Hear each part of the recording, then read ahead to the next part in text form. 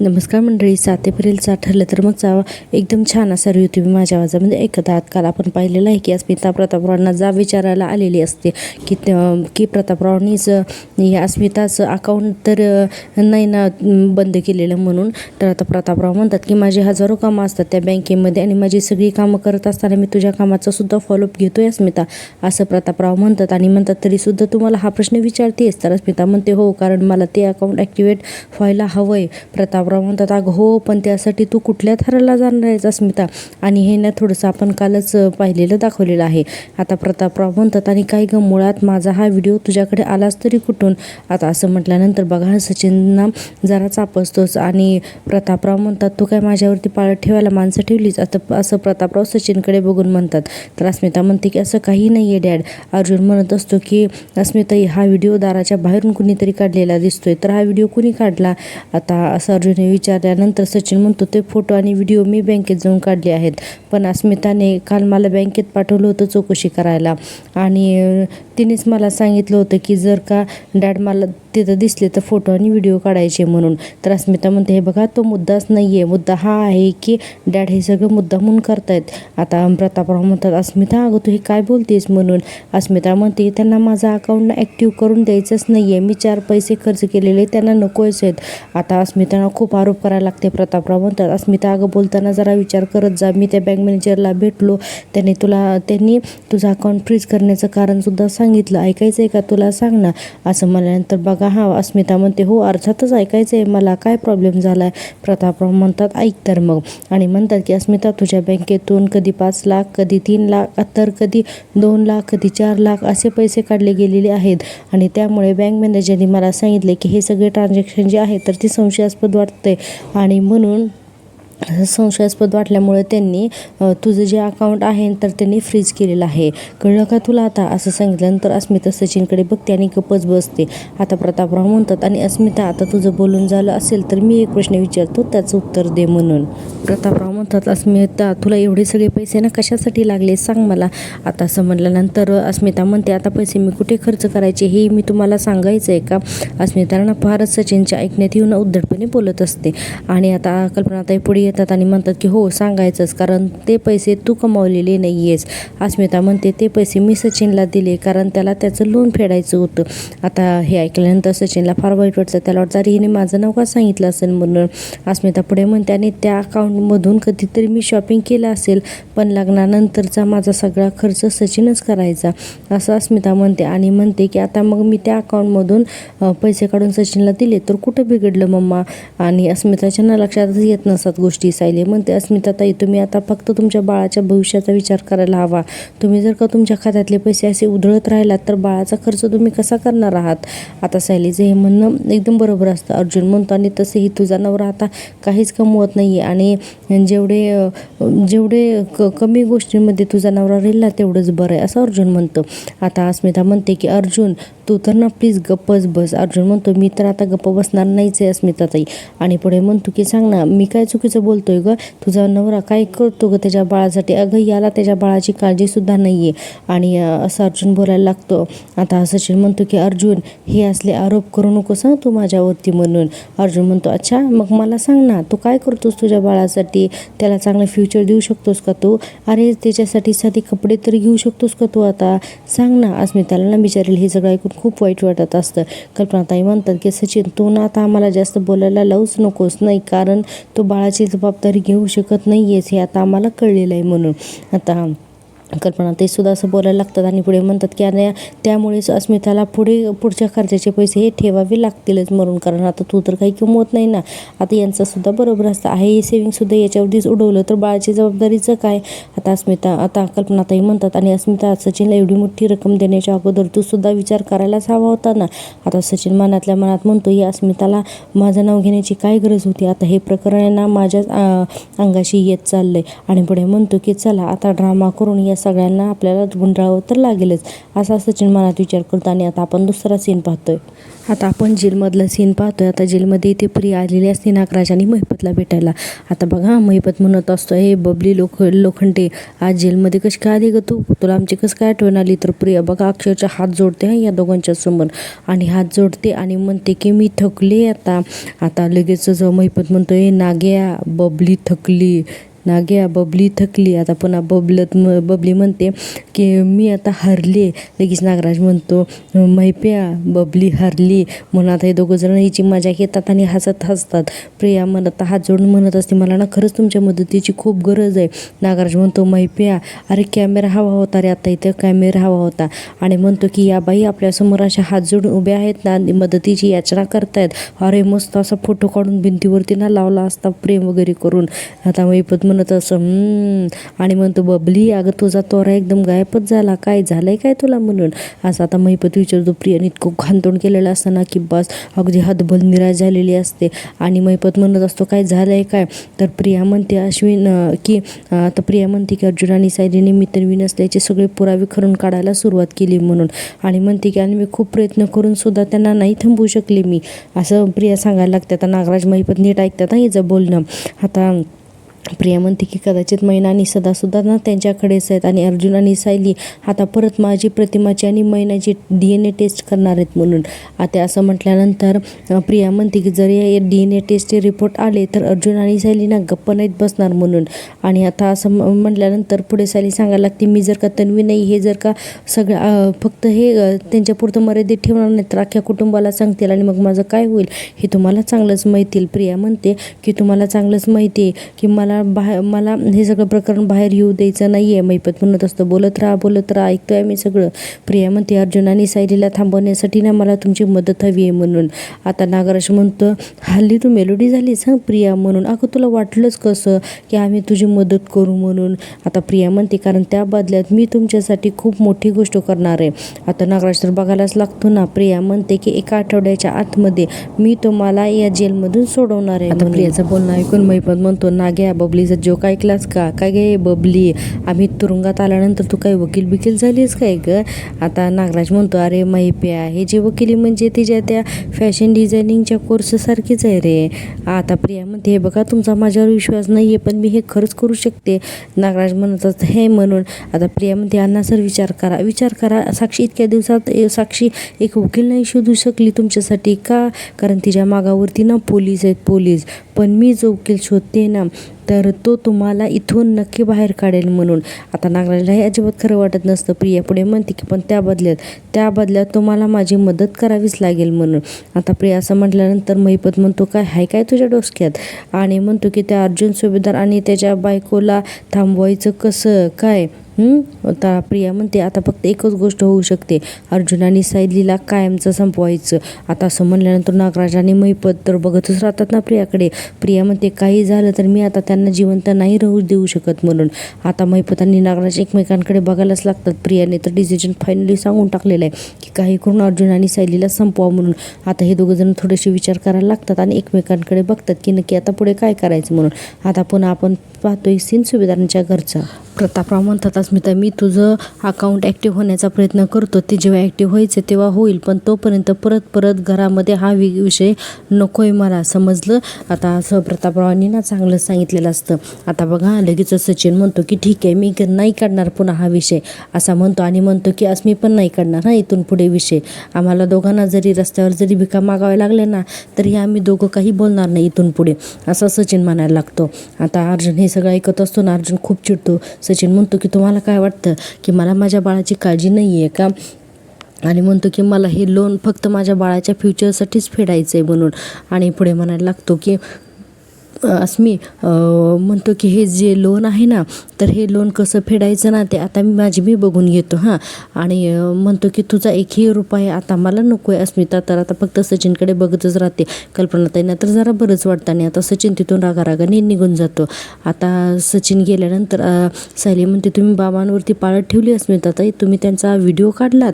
आता अस्मिता म्हणते की तसं काही मनात नव्हतं माझ्या पण, आणि असं म्हणल्यानंतर प्रतापराव नुसतं हात हात करतात तिच्याकडे आणि काही बोलत नाहीत. खरं तर आज प्रतापराव खूप दुखावले गेलेले असतात. आता अस्मिता म्हणत असते, डॅड ऐका ना प्लीज. आता प्रतापराव डायनिंग टेबलकडे जाऊन उभे राहतात आणि आता अस्मिता म्हणत असते की सॉरी डॅड म्हणून. आता अर्जुन आणि कल्पनाताई दोघे जण सुद्धा प्रतापरावांकडे जातात. कल्पनाताई म्हणत असतात की अहो प्लीज शांत व्हा म्हणून. आणि आता सायली जे आहे तर ते अस्मिताच्या समोर येते आणि अस्मिताला म्हणते की अस्मिताताई आज जे काय झालं ना ते खरंच खूप खूप चुकीचं झालं. एका माणसाची पाठराखण करण्याच्या नादात तुम्ही ना तुमची नाती गमावून नका बसूत असं सायली म्हणत असते. आणि पुढे म्हणते की अजून ही वेळ गेलेली नाही आहे, थोडासा विचार करा. आता असं म्हटल्यानंतर अस्मिता ना बघतच राहते आणि आता तिथून निघून जाते. कारण तिच्याही मनाला खूप वाईट वाटतं की आज तिने तिच्या डॅडला दुखवलेलं असतं म्हणून. आता अस्मिता तिथून निघून गेल्यानंतर सायली म्हणते की बाबा तो व्हिडिओ सचिन भाऊजींनीच काढलेला असणार म्हणून. आणि म्हणते की तुमचा पाठलाग करून तुमचा व्हिडिओ काढण्या इतपत मजल गेली त्यांची म्हणून. अर्जुन खूप चिडत असतो. सायली म्हणत असते तुम्ही ना काळजी नका करू, या अशाच गोष्टींमुळे ना सचिन भाऊजींचं खरं रूप अस्मिता ताईंच्या समोर येणार आहे म्हणून. आणि इतक्यातच आपण पाहतो की अश्विन येतो, तन्वी करत हाका मारत येतो. आणि आता त्याला काय तन्वी दिसत नाही. अश्विन म्हणतो की मम्मा तू तन्वीला बघितलंस का? कल्पनाताई म्हणतात अरे तन्वी सकाळीच घराच्या बाहेर पडली आणि ती कुठे जाते हे आम्हाला कधी सांगून जाते का? आता असं म्हटल्यानंतर अश्विन थोडा विचारच करायला लागतो की ही कुठे गेली असेल म्हणून. आता तर ही बबली आलेली असते जेलमध्ये. आता हे महिपत म्हणत असतो म्हणजे सुभेदाराने त्याच्या बायकोला डागात पाठवायचं. तर प्रिया म्हणते हो. अर्जुन म्हणतो अगं पण तू तर साक्षीच्या पाठीतली होती ना, म्हणजे कोणाचा जीव घ्यायचा नाही, कोण जी काम शांतीनं होतं त्यासाठी बंदूक उचलायची नाही, त्याचं काय झालं? प्रिया म्हणते अरे ते सगळं गेलं कचऱ्याच्या डब्यात. आणि म्हणते की आता जर का अर्जुन आणि सायली जिवंत राहिले ना तर मी मेले म्हणून समजा म्हणून. आता प्रिया असं म्हणत असते आणि म्हणते की ती सुभेदार आणि किल्लेदार हे दोघं जण मिळून ना मला रस्त्यावर आणतील, माझे ना हालो कुत्रं खाणार नाही. त्यामुळे आता हे सगळं कसं मॅनेज करायचं ना तर ते तुम्हीच सांगा अण्णा सर असं म्हणते. हिला गरज असेल ना तर अण्णा सर म्हणते. आता बघा पुढे प्रिया म्हणते की आणि काही झालं ना तर अर्जुन आणि सायली जिवंत राहता कामा नाहीत म्हणून. आता नागराज म्हणतोय तुला काही खेळ वाटलं का ग हे प्रिया? खेळ वाटला? अर्जुन सुभेदारासारख्या वकिलाला उडवणं काही सोपं का वाटलं का तुला? आता प्रिया म्हणते सोपं नाहीच आहे, पण तुमच्या दोघांच्यासाठी अशक्य तर अजिबात नाही आणि हेच मला चांगलंच माहिती आहे असं प्रिया म्हणल्यानंतर पुढे म्हणायला लागते की पण जर का तुम्ही मनात आणलं ना तर तुम्ही हे काम सहज करू शकता. प्रियाला बघा या दोघांच्याही सुद्धा ताकदीचा चांगलाच अंदाज असतो. पण म्हणतो पण आम्ही मनात का आणायचं गे बबले? आणि नागराज म्हणतो आणि आता ना थापा मारणं बंद कर, आमच्यासाठी वकील शोधणार, आम्हाला इथून बाहेर काढणार. अगं किती थापा मारशील अजून? मला तर कधीपासून सांगतेस तू माझ्यासाठी वकील शोधते कुठे ग वकील सांग ना?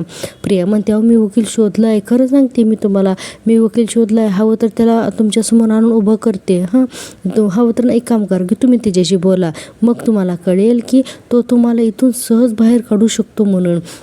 आणि असं म्हटल्यानंतर प्रिया म्हणते मी स्टॅम्प पेपरवरती लिहून द्यायला तयार आहे की मी तुम्हाला इथून बाहेर काढेन म्हणून.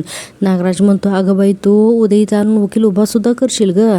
परवा आम्ही अर्जुन आणि सायलीला मारण्याची सगळी व्यवस्था सुद्धा करू, पण तेरवाचं काय सांग ना? तेरवा तर तू आम्हाला विसरून सुद्धा जाशील ना असं नागराज म्हणतो. आता नागराजने बघा ना प्रियाने खरोखर ओळखलेला म्हणजे नागराजने प्रियाला खरंच ओळखलेलं असतं. आता नागराज म्हणतो हे बघ तेरवा अर्जुन सायली मेल्यानंतर तू आम्हाला विसरून सुद्धा जाशील प्रिया.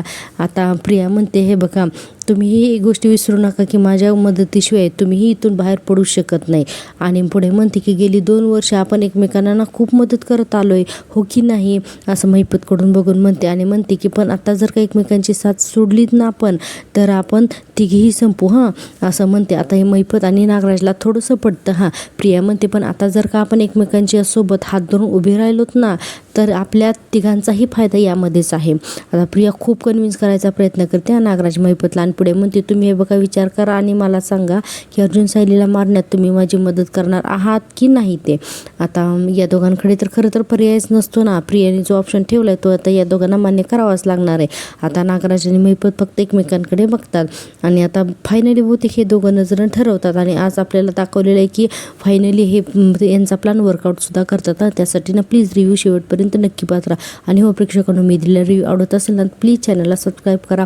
चॅनल मॉनिटाईज होण्यासाठी अजून खूप सबस्क्रायबरची गरज आहे, त्यामुळे प्लीज चॅनलला सबस्क्राईब करा आणि हो लाईक करा आणि तुमचं मत मला कमेंटमध्ये नक्की सांगा. आणि आता आपण पाहतोय पुन्हा सुभेदारांच्या घरातला सीन. प्रतापराव म्हणत असतात अश्विनला की काय रे तुझी बायको निघताना कुठे जाते हे तुला पण सांगून गेलेली नाही का? अश्विन म्हणतो नाही ना डॅड, ती कधी निघाली ना ते मला कळलंच नाही. असं अश्विन म्हणत असतो. आता या सायलीला तर थोडं आश्चर्यच वाटतं. अर्जुन म्हणतो अरे मग फोन कर ना तिला. अश्विन म्हणतो मी कॉल ट्राय केली तिला, पण तिने ना कॉल नाही रिसीव्ह केले, कदाचित तिचा फोन सायलेंटवरती असेल. कल्पनाताई म्हणतात तुझं काही काम होतं का? अश्विन म्हणतो नाही काही काम नव्हतं, मी हॉस्पिटलसाठी निघत होतो, तर मग मला वाटलं की ती घरी असते तर बरं झालं असतं ना, बाकी काही नाही म्हणून. कल्पनाताई म्हणतात बरं ठीक आहे, ती घरी आली की मी तुला फोन करायला सांगते. अश्विन म्हणतो की ठीक आहे. विमलताई माझा जरा टिफिन देता का? असं म्हटल्यानंतर विमल आता टिफिन आणायला लागते. इतक्यातच अश्विनला फोन येतो. आता तो फोन येतो प्रियाचा. अश्विन म्हणतो अरे तन्वीचाच फोन आहे म्हणून. फोन उचलतो तर लगेच प्रिया म्हणते अश्विन म्हणतो की अगं कुठेस तू प्रिया? तन्वी मी कधीपासून तुला कॉल करतोय. प्रिया म्हणते अरे सॉरी अश्विन मी ना माझा फोन जरा सायलेंटवर होता. आता आणि अश्विन म्हणतो अरे ग पण तू सकाळ सकाळचं न सांगता कुठे निघून गेलीस? प्रियाची नेहमीची थांब. अरे ती माझी मैत्रीण नाही का सारिका, तिला ना जरा बरं नव्हतं. अरे तिची तब्येत ना अचानकच खूप खराब झाली आणि तिच्या घरी कुणी नाही रे तिची काळजी घ्यायला, म्हणून मला यावं लागलं. आता असं म्हटल्यानंतर अश्विनला हे सगळं खरं वाटतं. प्रिया म्हणते आणि मी निघाले ना तेव्हा सगळेजण झोपले होते, त्यामुळे ना उगीच कोणाला डिस्टर्ब नाही केलं. अश्विन म्हणतो बरं ठीक आहे, काय होतंय तिला? आता प्रिया म्हणते उलट्या होत आहेत आणि चक्कर पण येते रे तिला. आता अश्विन म्हणतो बरं ठीक आहे, मी मेडिसिन लिहून पाठवतो, तू दे तिला. प्रिया म्हणते नको. अरे अश्विन काय ना की आता आम्ही जस्ट फॅमिली डॉक्टरकडे जाऊन आलो तिच्या आणि औषधं घेतलीत रे, त्यामुळे आता आम्ही घरीच चाललो आहे तिच्या म्हणून. आता हे सगळं अश्विनला खरं वाटतं हे जे हिच्या थापा. आता प्रिया म्हणते अश्विन तू एक काम कर ना, आईंना ना थोडीशी एक माझा निरोप दे की मला दुपारपर्यंत तिथं थांबावं लागेल म्हणून. अश्विन म्हणतो ठीक आहे, पण आता फोन तुझं सायलेंटवरती ठेवू नकोस आणि तुम्हाला काही गरज लागली तर प्लीज मला फोन कर. प्रिया म्हणते हो करते करते आणि ठेवते. म्हणून प्रिया फोन ठेवून टाकते. आता इकडे बघा अश्विन तर फसला हिच्या खोट्या गप्पामध्ये. आता प्रिया तर तिथून निघून जाते वकिलाला भेटायला. कल्पनाताई म्हणतात काय कुठे तन्वी? तर अश्विन म्हणतो अगं तिच्या मैत्रिणीची अचानक तब्येत बिघडली म्हणून तिला जावं लागलं, पण ती दुपारपर्यंत येते म्हणाली. आता अर्जुनला बघा, अर्जुन म्हणतो अच्छा तीच मैत्रीण का? तीच मैत्रीण जिच्याकडे लास्ट टाइम ती पार्टीसाठी गेली होती, किंवा ती जी आता आजारी पडली होती आणि स्वतःचा नेकलेस घेऊन गेली होती मग तिच्या मदतीसाठी, तीच का रे मैत्रीण? आणि म्हणतो इमॅजिनरी फ्रेंड. आता अश्विन म्हणतो की दादा प्रत्येक वेळेला ना टोमणे मारण्याची गरज नाही आहे, तन्वीचा स्वभाव आता किती बदलला आहे ना हे घरात सगळेजण बघतायत आणि हे तू सुद्धा बघ असं अश्विन म्हणतो. आता अश्विनना म्हणतो की ठीक आहे मी निघतो म्हणून. आता डबा घेतो आणि आता अश्विन तिथून निघायला लागतो, म्हणजे ऑलमोस्ट तिथून निघूनच जातो. आता अश्विन गेल्यानंतर प्रतापराव म्हणतात हे अश्विनचं आंधळ प्रेम आहे ना, त्याचा तर तन्वी गैरफायदा घेते. कल्पनाताई म्हणतात पण त्याला ते समजतच नाही आहे ना. प्रिया म्हणते मला पण नाही वाटत की प्रियाची अशी कुठली मैत्रीण ही आजारी असेल म्हणून, पण मग ती गेली कुठे असेल हो? अर्जुन म्हणतो की ते सोड, आपण आता डॉक्टरकडे जाऊयात, पाय दाखवूयात तुझा. असं म्हटल्यानंतर सायली म्हणते अश्विन भाऊजींनी दिलंय ना औषध. तर अर्जुन म्हणतो अगं माझा तो मित्र जो आहे ना तो बर्न स्पेशलिस्ट आहे, चल आता. म्हणून आता तिला उचलून घ्यायलाच लागतो. आता सायली आणि कल्पनाताई आणि प्रतापराव असतात ना. सायली म्हणते हे काय करते, माझा फक्त पाय भाजलाय. अर्जुन म्हणतो ठीक आहे बरं सावकाश. असं करून ना तिला असं हातात घेऊन तिला चालवत असतो आणि म्हणत असतो की सावकाश पाऊल टाक, अगं जोर देऊ नको पावलावर, एक पाऊल इथे एक पाऊल तिथे, आरामात सावकाश. असं अर्जुन करत असतो. आता कल्पनाताई पाठीमागून हसत असतात. सायली म्हणत असते काय करताय तुम्ही, काय चाललंय? अर्जुन म्हणतो मी तुला उचलूनच घेतो. सायली म्हणते गप्प बसावं नको. कल्पनाताई म्हणतात अगं अर्जुन प्रॅक्टिस करतोय नाही, म्हणजे जेव्हा तू प्रेग्नंट होशील ना तेव्हा तू अशीच काळजी घे आणि असं सांगेल की असंच पाऊल टाक तसंच पाऊल टाक, असं ना मजा करत कल्पनाताई बोलत असतात. प्रतापराव म्हणतात आणि हो ना, आणि मग तुला उचलून घेईल आणि तुला खोलीत घेऊन जाईल. अर्जुन म्हणतो डॅड काय अचानक तुम्ही या टॉपिकवरती आलात? कल्पनाताई म्हणतात अरे त्यात काय अचानक, सायली जेव्हा गरोदर राहील तेव्हा तू तिची काळजी नाही का घेणार? आता असं म्हणल्यानंतर सायली तर लाजत असते. प्रतापराव म्हणतात आणि अर्जुन मला तर वाटलं होतं की खरं तर तुम्ही बाळाचा विचारसुद्धा केलात असाल म्हणून. कल्पनाताई म्हणतात हो ना अर्जुन सायली तुम्ही सुद्धा बाळाचा विचार करायला लागा बरं. आता अर्जुन ना थोडंसं सिरियस होतो. कल्पनाताई म्हणतात नाही म्हणजे अस्मिताच्या बाळासोबत तुमचं सुद्धा बाळ वाढेल काय, करा विचार करा, असं कल्पनाताई म्हणतात. आणि अर्जुनना थोडंसं विचारात पडतो. सायली बिचारी आपली लाजत असते. आपण वकिलाला म्हणत असते तुम्ही नागराज केलेदार आणि मैपत शिकरी यांची ना केस घ्यायलाच हवी. हे बघा तुम्ही मागाल तितके पैसे द्यायला मी तयार आहे, पण प्लीज एका आठवड्यात ते बाहेर यायला हवेत. आणि हो असं म्हणते आणि म्हणते की हे बघा तोंड बंद ठेवायचे, हे वेगळे पैसे. म्हणून अशी पैशाची गठ्ठी त्या वकिलाच्या समोरच ठेवते. आता वकील म्हणतात की तोंड बंद ठेवायचे म्हणजे, तर आता प्रिया म्हणते, हे बघा काय आहे ना की तुमचं सर्कल खूप छोटं आहे. तुम्ही ॲडव्होकेट अर्जुन सुभेदार आणि ॲडव्होकेट रविराज किल्लेदार यांना ओळखत तर असालच ना, त्यामुळे तुम्हाला हेही माहिती असेल की या दोघांना सुद्धा तुरुंगात टाकण्यासाठी ॲडव्होकेट अर्जुन सुभेदार यांनी किती कष्टाने या केसेस सगळ्या लढल्या आहेत म्हणून, असं ते आता वकिलाला म्हणते. तर पहिल्यांदा तर वकिलाला समजत नाही की प्रियाला नक्की काय म्हणायचं आहे ते. आता बघा त्याच्यानंतर प्रिया म्हणते की आणि मी त्यांच्या घरातले असून सुद्धा या दोघांना बाहेर काढण्याचा प्रयत्न करते, ही गोष्ट तुम्हाला त्यांना कळू द्यायची नाही आहे. आता वकील म्हणतात आम्ही कधीच असं एकमेकांच्या केसेस डिस्कस करत नाही. तर प्रिया म्हणते अतिशय उत्तम. आता वकील म्हणतात त्या दोघांना हे जामिनावरती 1 आठवड्यात जेलमधून सोडवणं अशक्य आहे, तरी पण त्यातल्या त्यात मी जामिनावरती महिपत शिकरे यांना सोडवण्याचा प्रयत्न करीन. पण नागराज किल्लेदार यांचे गुन्हे तर असे आहेत ना की तुम्ही त्यांना जेलमधून सोडवण्याचा प्रयत्न करू नये म्हणून. आता प्रिया म्हणते, हे बघा त्या दोघांना बाहेर काढणं हे किती कठीण आहे हे सध्या तरी ना आपल्यातच राहू द्या म्हणून. आणि बघा इथे सुद्धा ना प्रिया एक जबरदस्त माइंड गेम खेळते. प्रिया म्हणते आता मी तुम्हाला जे सांगते ना ते करा. वकील म्हणतात तुम्हाला या दोघांची केस मी घ्यायला हवी आहे ना. प्रिया म्हणते तुम्ही त्या दोघांची जरी वकील असाल ना तर तुम्हाला काम मी सांगेन ना तर तेच करावं लागेल, कारण पैसे मी तुम्हाला देते ना. वकील म्हणतात की मला कळलं नाही तुम्ही काय म्हणताय ते. आणि वकील म्हणतात की मी काहीतरी वेगळं करायचं आहे का, असं म्हणल्यानंतर प्रिया लगेच वकिलाकडे स्माईल करते आणि म्हणते की सांगते तुम्हाला सगळं सांगते हां, असं म्हणून म्युझिकली एक प्लॅन समजावून सांगते वकिलांना. आता हे म्युझिकली दाखवलेलं आहे. आता आपण पुन्हा सचिनचा सीन बघत असतो. सचिन आता त्याच्या रूममध्ये ना फेऱ्या मारत असतो. इतक्यातच अस्मिता तिथे येते आणि म्हणते की माझी चूक झाली, तू जेव्हा तो व्हिडिओ दाखवलास ना तेव्हाच मी तुला सांगायला पाहिजे होतं की डॅडची अशी चोरून व्हिडिओ काढूच नकोस म्हणून. आता बाळ झोपलेलं असतं म्हणून पुन्हा ती शांतपणे बोलायला लागते आणि म्हणते की आता बघ माझ्याच घरच्यांच्या नजरेमध्ये ना मी दोषी ठरले. आता आणि अस्मिता म्हणते की अरे त्यांना असं वाटतं की मी त्यांच्यावरती पाळत ठेवते. सचिन म्हणतो अगं अस्मिता पण मला असं व्हिडिओ वगैरे काढण्याचं काही नव्हतं मनात, पण अगं माझ्याकडे तर दुसरा कोणता ऑप्शन होता. अस्मिता म्हणते मुळात डॅड माझ्यासाठीच बँकेत गेले होते ना, आणि ते म्हणाले तसं अगदी तसंच बँकेत त्यांची फॅक्टरीची खरंच कामं असतात रे, आणि तरीही तू मला भाग पाडलंस की त्यांना भाग पाडलंस की मी त्यांना जाब विचारायला. सचिन म्हणतो मी भाग पडला अगं, तू माझं नाव घेतलंस की मी सारखं तुझ्याकडून पैसे मागतोयस म्हणून. अस्मिता म्हणते हे बघ तू पैसे मागतोस असं मी म्हणालेच नाही आहे, मी तुला पैसे दिले असं म्हणाली आहे मी. आता अस्मिता बरोबर असते हां. अस्मिता म्हणते तरीही मी माझ्या घरच्यांच्या नजरेमध्ये उतरायचं ते उतरलीस. तू माझ्या मनामध्ये भरवलंस की डॅडनीच माझं अकाउंट फ्रीज केले आहेत म्हणून, नाही तर मी अशी वेड्यासारखं वागलेच नसते. आता सचिन म्हणतो की अस्मी तू आता मला भोळी नाही मूर्ख वाटतेस, मूर्ख असा म्हणतो. आणि पुढे म्हणतो की तुला कळतंय का अगं तुझ्या घरची तुझ्या विरुद्ध काय प्लॅनिंग करतायत ते. अस्मिता म्हणते बास हां सचिन, डॅडने आता काय सांगितलं ते तू ऐकलं नाही आहेस का. आणि म्हणते की माझ्या अकाउंटमधून मोठमोठ्या अमाऊंट्स विड्रॉ झाल्यात ना म्हणून संशय येऊन बँकेने अकाउंट फ्रीज केलं आहे म्हणून. आणि अस्मिता पुढे म्हणते की ह्या अमाऊंट्स काय विड्रॉल झाल्यात हे तुला चांगलंच माहिती आहे. सचिन लगेच बघा हां रंग बदलतो आणि म्हणतो की वा आता या सगळ्यासाठी तू मला जबाबदार धरणार आहेस वा. आणि म्हणतो की तू मला पैसे काय दिलेस लगेच ऐकून पण दाखवतेस. सचिनचा ना आता तिलाच उलट बोलायला लागतो, लग्नापासून ना मीच तुला पैसे दिले ना, कधी ऐकून दाखवलो का तुला, पण बघ याचं काय फळ मिळतंय मला. आणि म्हणतो की तुझ्या घरच्यांच्या समोर तुझ्या नवऱ्याची काहीच किंमत नाही आहे आणि त्यांनी तुला काहीच फरक पडत नाही आहे हो ना, पण आज तुझी किंमत कमी झाली तर लगेच तुझा इगो हार्ट झाला. आता अस्मिता म्हणते अरे इगो माझा काही दोष नसताना माझाच इगो हार्ट झाला. सचिन म्हणतो काही बोलू नकोस हा, अगं बाकीच्या बायका त्यांच्या नवऱ्यांसाठी काय काय करतात ते बघ जरा, तुला एवढंसं करायला सांगितलं तर लगेच तुला त्रास व्हायला लागला. अगं अस्मी कधीतरी एक चांगली बायको होण्याचा प्रयत्न कर ना, असा उलट तिलाच बोलायला लागतो. आणि अक्षरशः रागारागाने सचिन रूममधून निघून जातो. अस्मिताला इतकं वाईट वाटतं ना, बिचारी अक्षरशः रडत तिथं बेडवर बसते. आणि अस्मिताला खरंच खूप वाईट वाटतं की सचिनचे ना आता तिला खरे रंग कळायला लागलेले आहेत. आपण पाहतो की अर्जुन खिडकीतून बाहेर बघत असतो, त्याच्या रूममध्ये उभा असतो. इतक्यात सायली तिथे येते आणि म्हणते काय हो कसला विचार करताय तुम्ही. अर्जुन म्हणतो काय ना की सगळेजण आपल्याला नेहमी चिडवत असतात ना की आत्ता आपण लवकर आई बाबा व्हायला पाहिजे म्हणून, तर तुलाही असंच वाटतं का. आता सायली हसत लाजत असते हां. आणि सायली म्हणते की का तुम्हाला नाही का असं वाटत म्हणून. आता आपण बघा हां अर्जुनच्या डोक्यात काही वेगळेच विचार असतात.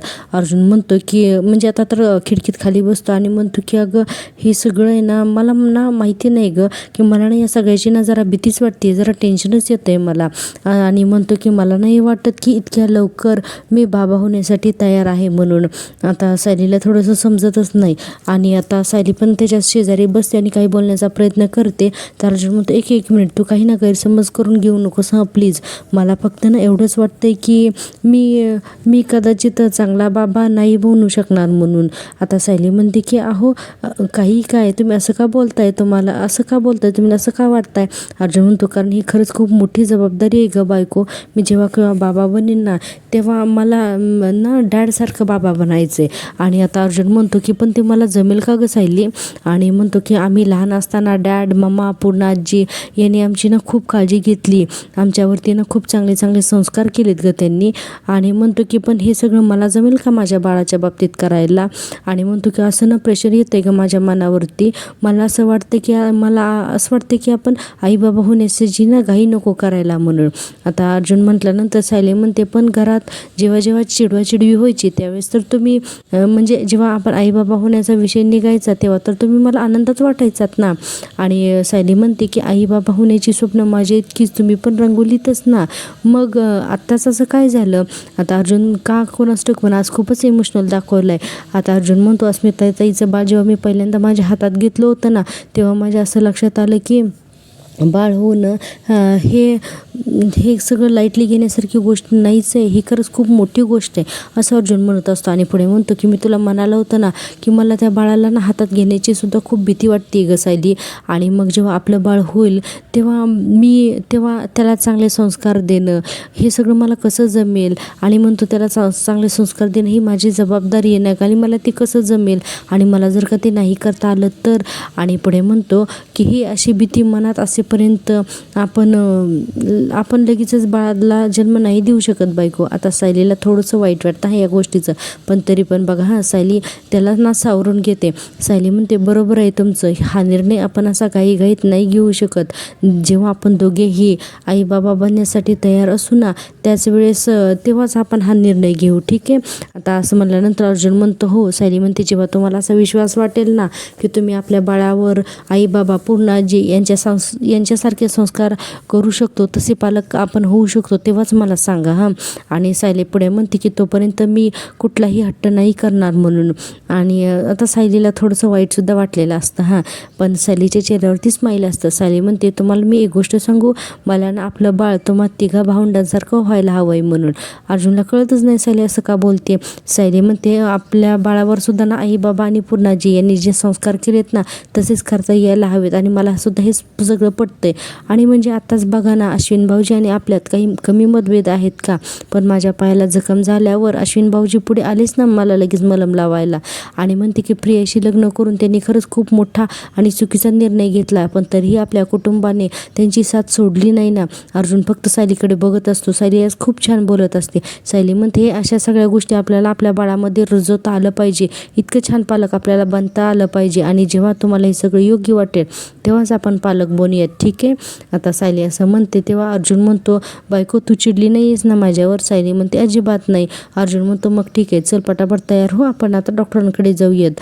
आता सायली म्हणते अहो मी आईंना घेऊन जाईन, तुम्ही प्रिया कुठे गेली ते शोधा. अर्जुन म्हणतो ते काही नाही, मी तुला हॉस्पिटलला घेऊन जाणार, तुझ्या पायाला जखम झाल्यानंतर मी तुला नाही ठेवू शकत. आणि आता तसंही प्रियाला माहिती की तिच्या विरोधात DNA रिपोर्ट येणार आहेत म्हणून, मग ते आता काय करू शकते. सायली म्हणते प्रिया आता काय करणार हेच तर आपल्याला कळत नाही आहे ना. आणि पुढे म्हणते आणि नेहमी ती आपला पाठलाग करते ना, मग आज तुम्ही तिचा पाठलाग करा म्हणून. अर्जुन म्हणतो आर यू सिरियस, मी आणि तिचा पाठलाग करू काय हे. तर सायली म्हणते हो काय हरकत आहे, अहो काही झालं तरी प्रियाकडे दुर्लक्ष करून चालणारच नाही आपल्याला. आणि या नेकलेस प्रकरणानंतर तर तिची अवस्था जखमी वाघिणीसारखी झाली असेल, कधी पंजा मारेल ना काही सांगता येत नाही. आता अर्जुन म्हणतो की हो बरोबर आहे तुझं. आणि असं म्हटल्यानंतर अर्जुन म्हणतो की पण तरीसुद्धा ना आपण डॉक्टरांकडे जातोय, नो आर्ग्युमेंट, ओके. आणि म्हणतो की चल रेडी हो आपण जाऊयात, चल जाऊयात. असं म्हणून अर्जुन आता सायलीला तिथून घेऊन जातो. आणि आता आपण पाहतोय पुढचा सीन. आपण पाहतोय आता सायली हॉलमध्ये असते. इतक्यातच ना अस्मिता बिचारी रडत रडत हॉलमध्ये येते. सायली म्हणत असते, काय हवंय का अस्मिताताई तुम्हाला? अस्मिताताई, तर अस्मिताचं लक्षच नसतं, ती फक्त रडत असते. आता रडत रडत अस्मिता ना सोफ्यावरती येऊन बसते. सायली म्हणत असते की काय झालं अस्मिताताई, पण अस्मिता एक शब्दही बोलत नाही आणि फक्त तिच्या डोळ्यातून ना पाणी येत असतं. आता सायली लंगडत लंगडत येते आणि आता त्या सोफ्यावरती अस्मिताच्या शेजारी बसते आणि म्हणते की अस्मिताताई काय झालं तुम्हाला, कारण ती रडत असते ना. ती म्हणते, अस्मिताताई अहो काय झालं तुम्हाला सांगा ना म्हणून. आणि म्हणते की तुमचा चेहरा असा का पडलेला दिसतोय म्हणून. आणि म्हणते की कसला एवढा विचार करताय, असं सायली म्हणत असते. आता अस्मिताच्या शेजारी बसते सायली आणि म्हणते की मग काय झालंय सांगा ना मला प्लीज. आता अस्मिता म्हणते कसं वागायचं ना मला तेच कळत नाही ग, कसं वागायचं काय करायचं काही सुचत नाही ग सायली मला. आणि म्हणते की मी घरच्यांच्या समोर नवऱ्यांची बाजू तर घेतली, पण तोच नवरा माझ्याच घरच्यांच्या समोर मला दोषी ठरवतोय ग आणि चिडचिड करतो. आणि त्याने चिडचिड केली की माझ्या घरचे सुद्धा माझ्यावरती चिडचिड करतात. आणि अस्मिता म्हणते अगं आणि हे सगळं काय चाललंय आणि यातून ना मला बाहेरच पडता येत नाहीये, असं म्हणून चिडचिड करायला लागते. आता सायली म्हणते, अस्मिताताई तुम्ही बाहेर पडत नाही आहात कारण तुमचे डोळे ना बंद आहेत म्हणून. अस्मिता आता सायलीकडेच बघायला लागते. सायली म्हणते, अस्मिताताई प्लीज डोळे उघडा आणि मग तुम्हाला कळेल की काय खरं आणि काय खोटं आहे ते. अस्मिता म्हणते, पण आपल्याच माणसामध्ये कोण खरं आहे आणि कोण खोटं आहे हे कसं ओळखायचं असतं ग? कोणाचं पारडं जड आहे कोणाचं पारडं हलकं आहे हे कसं ठरवायचं असतं ग? सायली म्हणते, हे बघा आपल्याला हा प्रश्न पडतो ना जेव्हा पडतो जेव्हा आपण एखाद्यावरती अंधविश्वास ठेवतो. आपल्याला ना काही गोष्टी खटकत असतात आणि काही चुकाही दिसत असतात आपल्याला, पण तरीसुद्धा आपण त्या गोष्टींकडे ना दुर्लक्ष करतो आणि मग तीच व्यक्ती आपल्या विश्वासाचा गैरफायदा घेते. आणि तुम्ही असं होऊ देऊ नका ना अस्मिताताई. म्हणजे आता सायलीचा बोलण्याचा रोग सचिनकडे असतो. सायली म्हणते, कोणाच्याही बोलण्यावरती विश्वास ठेवू नकात आणि जी व्यक्ती तुम्हाला ना वारंवार दुखावते त्या व्यक्तीकडे तर अजिबात दुर्लक्ष करू नकात. म्हणजे सायली इनडायरेक्टली सचिनबद्दलच सांगत असते. आणि आता अस्मिता विचार करायला लागते. तेव्हा सायली म्हणते, चला म्हणजे आता तुम्हाला सचिन भाऊजींबद्दल प्रश्न तर पडायला लागले, म्हणजे त्यांचा खरा चेहरा तुम्हाला लवकरात लवकर दिसला तर आता किती बरं होईल, असं सायली मनात विचार करते. आणि अस्मिता पुन्हा त्याच गोष्टीचा विचार करत असते. आणि ठरलं तर मग आजचा हा भाग इथेच संपतोय. उद्याचा भाग खूप इंटरेस्टिंग होणार आहे. कारण का माहिती का, कारण महिपत आणि नागराजचा प्लॅन सक्सेसफुल होणार आहे. फायनली महिपत आणि नागराजने सुपारी दिलेला जो गुंड असतो ना तर तो फायनली येऊन अर्जुनला टक्कर देतो. आता आपण पाहतोय की जेलमध्ये नागराज म्हणत असतो की सगळी तयारी झाली आहे ना. आता महिपत म्हणतो हो सगळी सेटिंग लावली आहे. नागराज म्हणतो म्हणजे फायनली अर्जुन आणि सायलीचा खेळ खाल्ला असता. महिपत म्हणतो 113%. इकडे आता अर्जुन आणि सायली हॉस्पिटलला गेलेले असतात सायलीचा पाय दाखवायला. आता ते एक माणूस यांच्या पाळतीवर ठेवलेला असतो तर तो म्हणतो ते दोघंजण सुद्धा आता गाडीत बसले. आता एक मोठ्या ट्रक येतो आणि आता अर्जुन आणि सायलीच्या गाडीला धडक देतो. आणि आता अश्विन मोबाईलवरती बातमी दाखवत असतो की ॲडव्होकेट अर्जुन सुभेदार आणि त्यांची बायको यांच्या गाडीचा भीषण अपघात झालेला आहे म्हणून कल्पनाताई तर तोंडावरच हात ठेवतात आणि प्रिया इतक्या विकृत पद्धतीने हसत असते ना की बस. आता उद्याच्या भागात आपल्याला दाखवणार आहेत की अर्जुन आणि सायली या ॲक्सिडेंटमधून कसे वाचता येते. तर उद्याचा भाग पाहण्यासाठी प्लीज माझ्या चॅनलला सबस्क्राईब करून ठेवा आणि हो चॅनलला नक्की लाईक करा आणि तुमचं मत मला कमेंटमध्ये नक्की सांगा. त्यामुळे ना मला माझ्या रिव्ह्यूमध्ये आणखीन छान छान सुधारणा करता येईल. त्यामुळे प्लीज तुमच्या कमेंटसाठी ना मी वाट बघते. भेटूया उद्याच्या भागात. तोपर्यंत टेक केअर. बाय.